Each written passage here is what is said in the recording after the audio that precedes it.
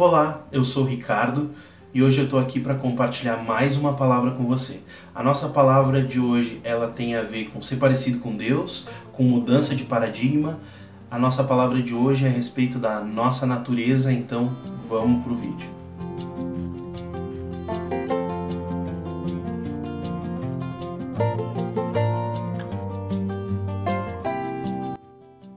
Bom, gente, a palavra de hoje ela nasceu, na verdade, de um grupo de estudos que eu tenho com alguns amigos pastores. Na verdade, é um grupo de conversa a respeito da Bíblia e a gente está conversando a respeito de Romanos, do livro de Romanos. E nessa leitura, assim, eu senti Deus falar muito forte comigo a respeito da nossa natureza e ele me trouxe uma ideia nova, pelo menos para mim é nova, a respeito que muda, na verdade, a forma como nós nos enxergamos na nossa relação com Deus, a respeito da nossa natureza. Então eu queria compartilhar com você isso hoje, essa mudança então de pensamento a respeito da nossa natureza. Para isso eu queria que você abrisse a sua Bíblia lá em Romanos, no capítulo 6, nós vamos ler os versículos do 1 ao 14, e aí a gente começa a nossa conversa a respeito disso, tá bem? A minha Bíblia diz assim: que diremos então? Continuaremos pecando para que a graça aumente? De maneira nenhuma. Nós, os que morremos para o pecado, como podemos continuar vivendo nele? Ou vocês não sabem que todos nós que fomos batizados em Cristo Jesus, fomos batizados em sua morte? Portanto, fomos sepultados com ele na morte por meio do batismo, a fim de que, assim como Cristo foi ressuscitado dos mortos, mediante a glória do Pai, também nós vivamos uma vida nova. Se dessa forma fomos unidos a Ele na semelhança da sua morte, certamente o seremos também na semelhança da sua ressurreição. Pois sabemos que o nosso velho homem foi crucificado com Ele, para que o corpo do pecado seja destruído, e não mais sejamos escravos do pecado. Pois quem morreu foi justificado do pecado. Ora, se morremos com Cristo, cremos também que com ele vivemos. Pois sabemos que, tendo sido ressuscitado dos mortos, Cristo não pode morrer outra vez. A morte não tem mais domínio sobre ele. Porque morrendo, ele morreu para o pecado uma vez por todas, mas vivendo, vive para Deus. Da mesma forma, considerem-se mortos para o pecado, mas vivos para Deus em Cristo Jesus. Portanto, não permitam que o pecado continue dominando os seus corpos mortais, fazendo que vocês obedeçam aos seus desejos. Não ofereçam os membros dos seus corpos ao pecado, como instrumentos de injustiça. Antes, ofereçam-se a Deus como quem voltou da morte para a vida, e ofereçam os membros dos seus corpos a Ele, como instrumentos de justiça, pois o pecado não os dominará, porque vocês não estão debaixo da lei, mas debaixo da graça. Esse é o texto, então, que me chamou a atenção, e aí eu fui estudar um pouco mais a fundo o texto, eu fui ler ele, meditar um pouco mais a fundo nele, e eu encontrei, assim, uma mudança de paradigma em relação à nossa natureza, bom, vamos entender, então, o que eu vi nesse texto e que eu quero compartilhar com você. Bom, primeiro vamos entender esse texto aí, o que o Paulo está falando para nós. O que ele está dizendo? Ele diz que nós fomos batizados na morte de Cristo. O que ele quer dizer? Ele quer dizer que a nossa ligação, e de fato ele vai dizer, nós somos unidos com ele na sua morte, ele vai dizer que nós somos unidos com Cristo na sua morte. Ele quer dizer que o quê? Que o batismo que a gente faz, aquela declaração de morte, quando a gente desce as águas e volta às águas, nós estamos declarando para que todos vejam, uma declaração pública de que nós morremos com Cristo. Então que nós nós compartilhamos a morte dele na cruz. Então se nós morremos com Cristo, nós ressuscitamos com ele. Então ele diz que nós na verdade fomos batizados na morte de Cristo e isso nos torna unidos com ele. Tá? E o que o batismo é então? O batismo é uma declaração de que nós morremos com Cristo, mas o batismo ele não é só essa declaração pública, esse ato que a gente faz de descer as águas e levantar depois, ser batizado, isso na verdade ele é um ato físico, mas ele é resultado de uma postura interna, de um pensamento interno nosso. Então ele vai ser verdadeiro se a nossa postura interna ela é condizente com isso. Então a gente declara isso. Então não é o ato de descer as águas que faz essa ligação, nos faz unidos com Cristo, mas sim a postura interna de transformação que esse ato faz, que essa ligação com Cristo faz. O que ele diz? Ele diz que no batismo o nosso velho homem morre. Ele tá declarando, ele está dizendo assim que aquele homem que existia antes da vida com Cristo, ele morreu no batismo. Ele desceu as águas, ele se afogou naquelas águas e saiu e você ressuscitou sem aquele velho homem. Eu e você fizemos isso. Ele diz que o corpo do pecado, então naquele ato de morte do velho homem, ele é destruído. Aquele corpo do pecado ele foi destruído. É isso que Paulo fala aqui. E por último, ele diz que então, a partir disso, nós não somos mais escravos do pecado. Nós não somos mais escravos do pecado. O pecado não nos domina mais. Agora nós estamos debaixo da lei da graça de Cristo. Essas são as consequências, então, de ser unido com Cristo, dessa maneira como o Paulo vai nos falar aqui nesse texto. E bom, por que então foi tão renovador para mim esse entendimento? O que esse entendimento muda para nós, de fato? Bom, eu elenquei 3 coisas que esse entendimento muda para a vida cristã se a gente for pensar nele de forma prática. Tá bem? Primeira coisa que esse pensamento muda então para nós. A nossa relação com a santidade. Tá bem? A igreja, hoje ela tem vivido como se ainda fosse escrava do pecado. E quando eu falo a igreja, eu não falo a minha igreja específica, a sua igreja específica, eu digo a igreja como um todo. A gente tem, e isso fica muito claro em algumas frases bíblicas que a gente fala fora do contexto, e elas são muito anunciadas no meio evangélico. Por exemplo, o texto que diz: aquele que está de pé, cuide para que não caia, que está lá em 1 Coríntios 10, 12, tá? Ele precisa ser contextualizado. O que o Paulo está falando aos coríntios aí? Ele está, antes disso, ele está mencionando a postura do povo no Velho Testamento. E ele menciona várias atitudes arrogantes, onde o povo não ouviu a Deus, não se relacionou com Deus, e não seguiu aquilo que Deus estava ensinando, e aí por causa disso eles tiveram maus resultados. E aí na sequência disso tudo ele vai dizer: não tenham a mesma atitude que o povo antigo, que o povo lá no deserto, que o povo lá no Velho Testamento teve. Tenham uma atitude diferente. Aí ele vai dizer: prestem atenção, não sejam arrogantes como eles. Aquele que está de pé, cuide para que não caia. E aí ele segue na sequência para deixar mais claro que de fato o que ele está falando é isso. Ele diz assim: Deus vai permitir que venha sobre você provações, mas nenhuma que não seja humana, nenhuma que você não possa suportar. Ou seja, ele está dizendo: vão vir provações, o apóstolo Paulo está dizendo, vão vir provações sobre a sua vida, mas Deus já te deu todas as ferramentas para que você possa permanecer, e Ele vai te dar todo o suporte para que você possa vencer. Então ele não está colocando no sentido de que nós devemos estar com medo de estar caindo o tempo todo, senão que ele está dizendo: prestem atenção, para não cometerem os erros do passado, que o povo cometeu no passado, de arrogância. E prestem atenção, porque Deus vai capacitar para que todos vocês vençam então as provações que sobrevierem sobre vocês. Outro texto que também, que na verdade nem é um texto, né, uma distorção de um texto, que é uma coisa que a gente fala muito, às vezes nós temos que fugir do pecado. E na verdade é uma distorção do texto lá de 2 Timóteo 2, 22, que diz que nós devemos fugir das tentações da mocidade. Tá?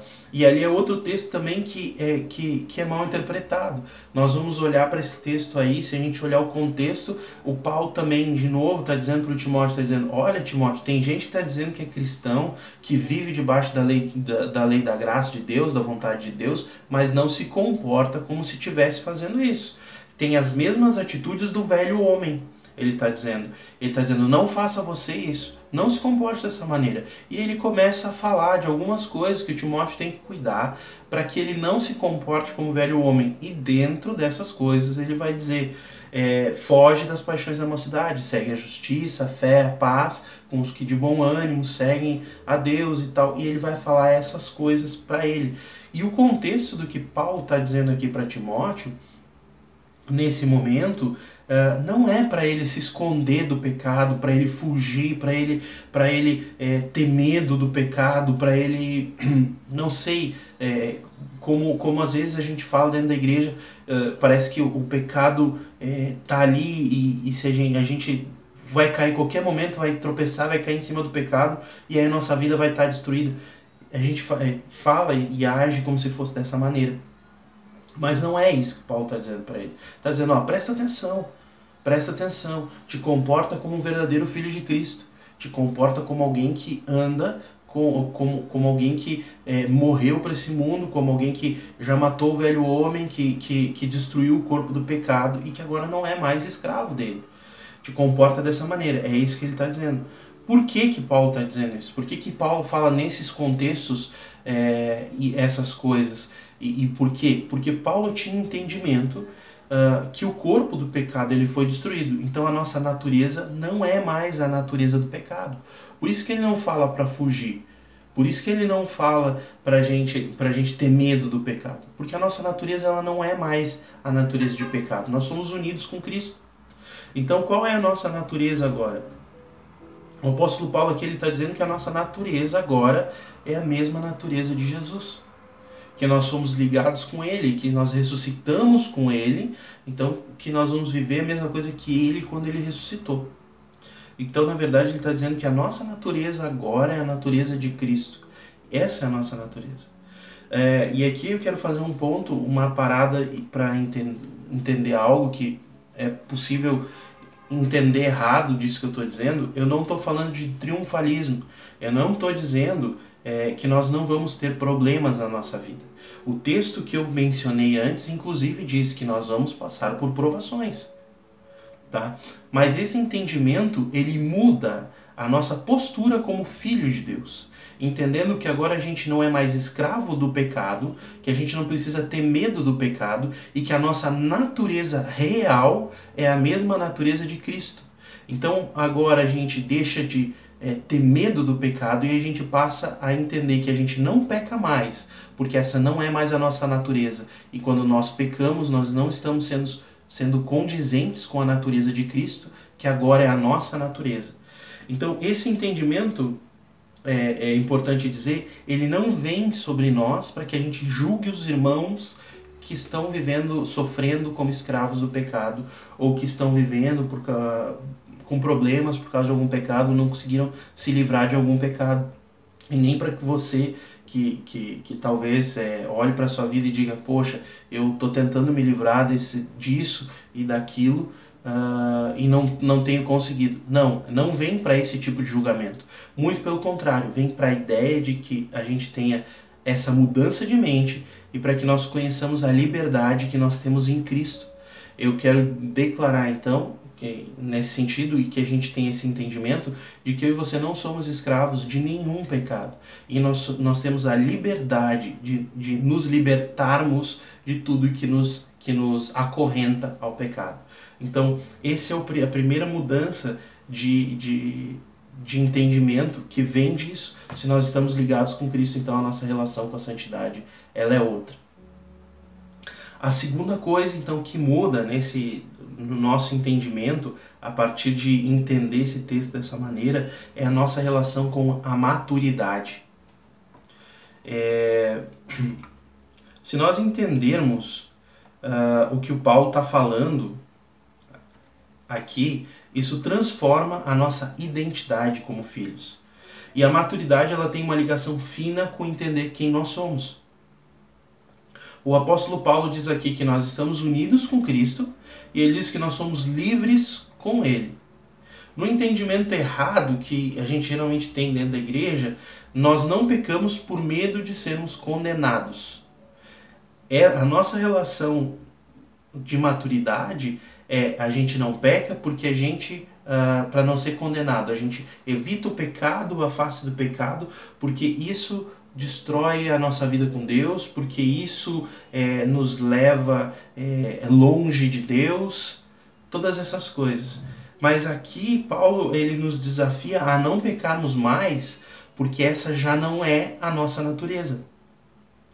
Ele está dizendo, quando você peca, você não está sendo condizente com a sua natureza. Ele diz, isso não faz parte de você. É a mesma coisa que você olhar para o seu filho e você ver que ele fez alguma coisa errada e dizer, poxa filho, você não é desse jeito. Por que isso aconteceu? E é o que Paulo está falando. Não façam isso porque isso não faz parte da natureza de vocês. A nossa natureza, ela é a de Cristo. Então nós devemos agir como Ele. E de fato Paulo vai falar isso nos versículos 10 e 11. Ele vai dizer, porque morrendo, Ele morreu para o pecado uma vez por todas. Mas vivendo, vive para Deus. Da mesma forma, considerem-se mortos para o pecado, mas vivos para Deus em Cristo Jesus. O que ele está dizendo? Ele está dizendo, a minha e a tua atitude tem que ser a mesma de Cristo, porque a nossa natureza é a mesma de Cristo. Então, dessa mesma maneira, Jesus ele morreu de uma vez por todas para o pecado. Tá? Então, eu e você também morremos de uma vez por todas para o pecado. Então, Cristo ele vive para Deus. A vida que ele viveu, ele vive para Deus. Então, nós hoje, a vida que nós vivemos para Deus. Por quê? Porque nós temos esse entendimento de que a nossa natureza, ela é essa natureza transformada, a mesma natureza de Cristo. Então aqui, Paulo nos chama a nossa natureza santa, a nossa verdadeira natureza santa. E maturidade passa-se então entender essa natureza e agir em concordância com essa natureza. Então, Paulo nos chama a nossa verdadeira natureza aqui.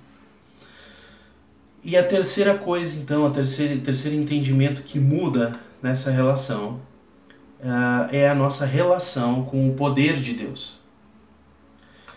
Nós, nas nossas igrejas, algumas vezes, a gente tem um entendimento errado e nós nos portamos de uma maneira errada.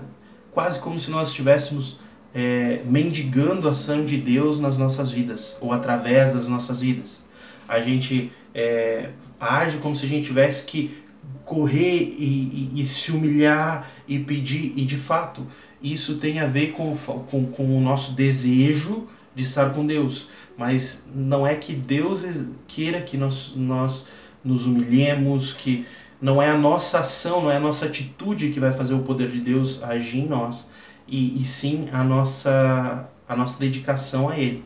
Mas nós nos comportamos como se a gente tivesse que fazer um esforço enorme para que Deus, de alguma maneira, olhe para nós e manifeste alguma coisa na nossa vida. Mas se nós entendemos o que o Paulo falou aqui, que nós temos a natureza de Cristo, que isso quer dizer o quê? Que o que fluía nele, o que fluía em Cristo, flui em nós, que o mesmo dunamis, que é o poder de transformação, o poder de ação de Deus, o poder de mudança de Deus, esse poder explosivo de transformação de Deus, ele flui em nós.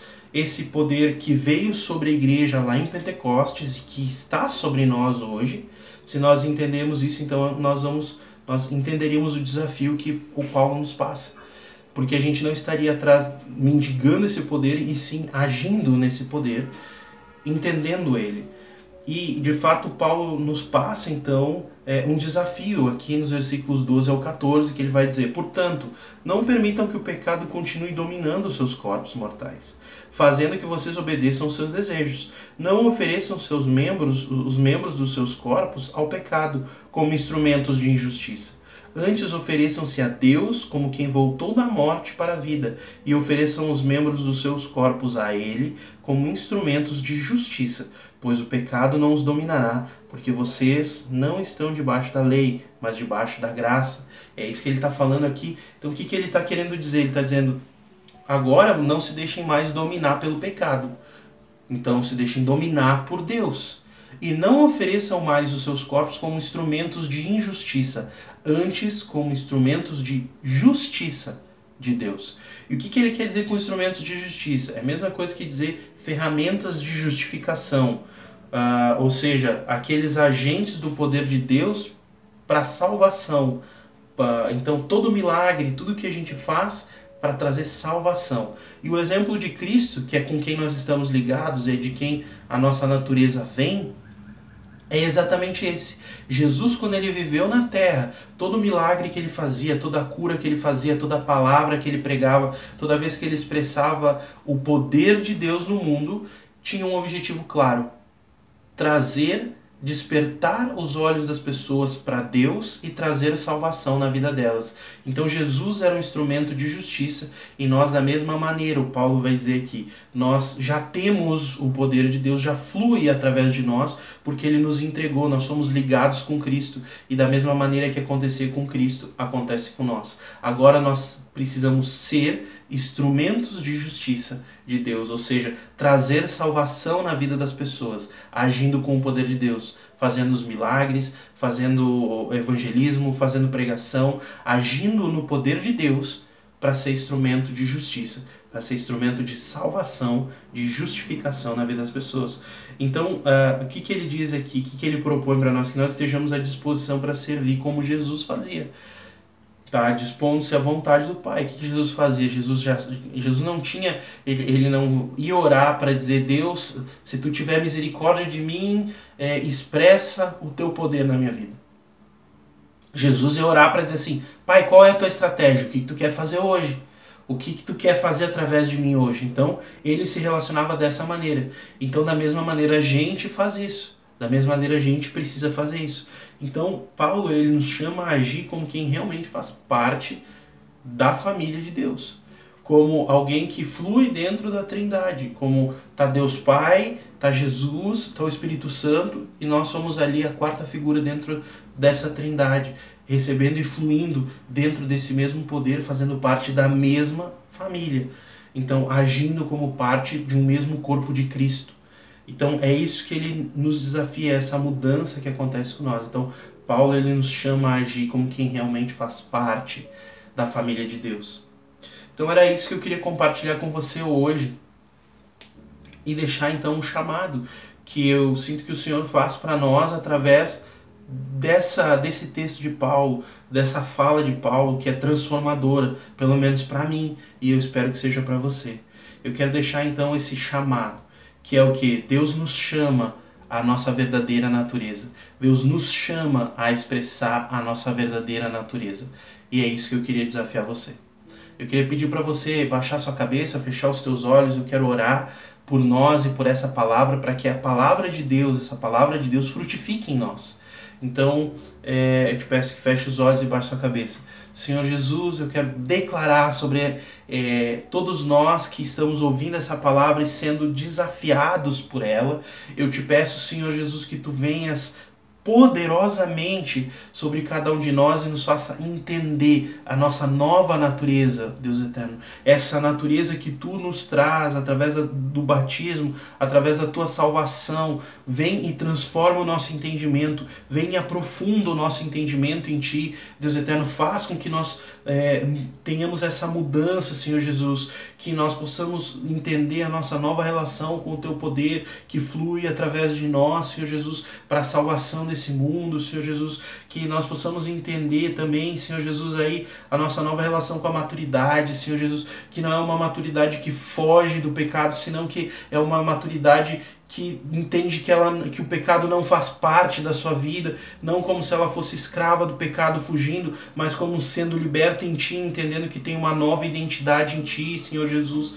Pai, também, Senhor Jesus, eu te peço que tu mude a nossa relação com essa santidade, entendendo, Pai, Senhor Jesus, que tu nos trouxe essa santidade, que tudo veio de ti, Senhor Jesus, e que nós não somos escravos desse pecado, que o corpo, Senhor Jesus, do pecado foi destruído e nós somos libertos em ti, Deus eterno. Então, Pai, traz todo esse entendimento, essa mudança de mente, e Pai, nos leva a assumir a nossa nova identidade em ti, Pai. Em nome de Jesus. Amém.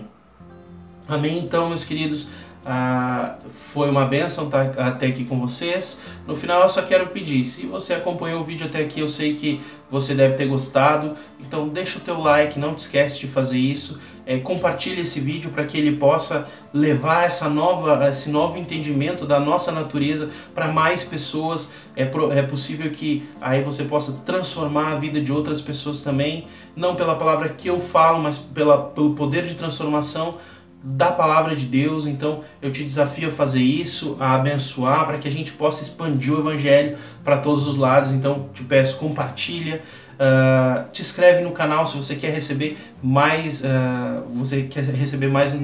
notificações a respeito do conteúdo que a gente faz. E, por último, eu te peço, comenta aqui embaixo alguma coisa, fala um pouco, discute a palavra para que a gente possa ser edificado. Essa palavra nasceu de uma conversa, de uma discussão com os meus amigos pastores a respeito do livro de Romanos. Então, daqui a pouco você pode começar uma nova discussão, uma nova proposta também de entender o que o Senhor está falando para a gente através da palavra. Então, comenta aqui embaixo alguma coisa para que a gente possa seguir essa conversa, seguir essa discussão, tá bem? Tchau, tchau e até o próximo vídeo.